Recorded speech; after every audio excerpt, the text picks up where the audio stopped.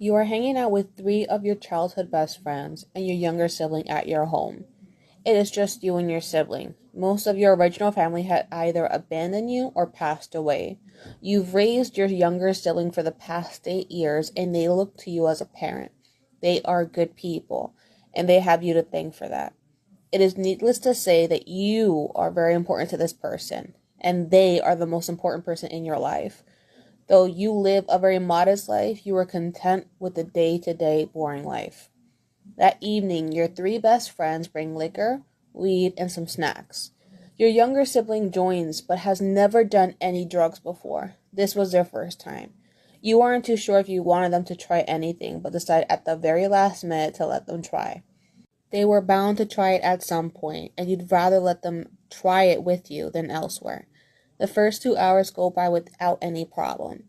But by the start of the third hour, your younger sibling begins to act weird. They are hyperactive and jittery. They want to go outside, but you tell them to go to sleep. They didn't listen, and when no one was looking, they slipped through the front door and vanished.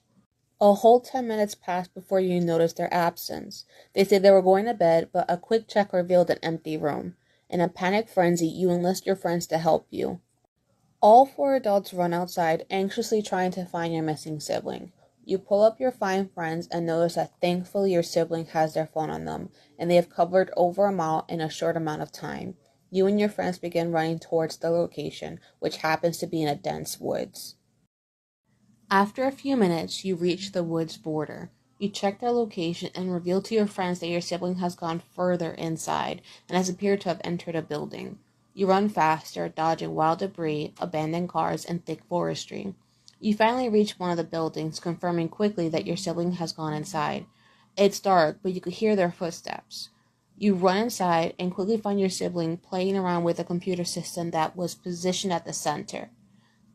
Their phone is in their hand, and you could briefly see a text message coming in. Just as they stroke the keyboard, the sound of a rusty clock can be heard winding up. Most of the room is dark, so you cannot see what is around, which makes you feel uncomfortable. You can smell something acidic in the air, and the floor beneath you feels sticky. Your friends are scolding your sibling. They are completely tired, and their buzz had died long ago. They were completely annoyed and were ready to drag your sibling to bed. All of a sudden, there is a loud static sound crashing so loud. Everyone winced at it, turning to face whatever was making it. You all turned to face a massive TV screen that stood above the computer setup.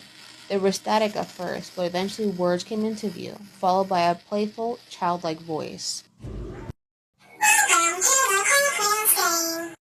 The voice sounded excited, almost as if it was waiting for someone who happened to stroll by. The rules are as follows. Complete all tasks to advance to the next level. If chosen by the Clockman, you must fight, run, or leave. If you leave, there are no second chances. Your friends must advance without you. The Clockman will choose anyone at random to receive its full attention. If it finds something it likes from you, it will take it, whatever it is. If the chosen person reveals themselves, the group can advance one level.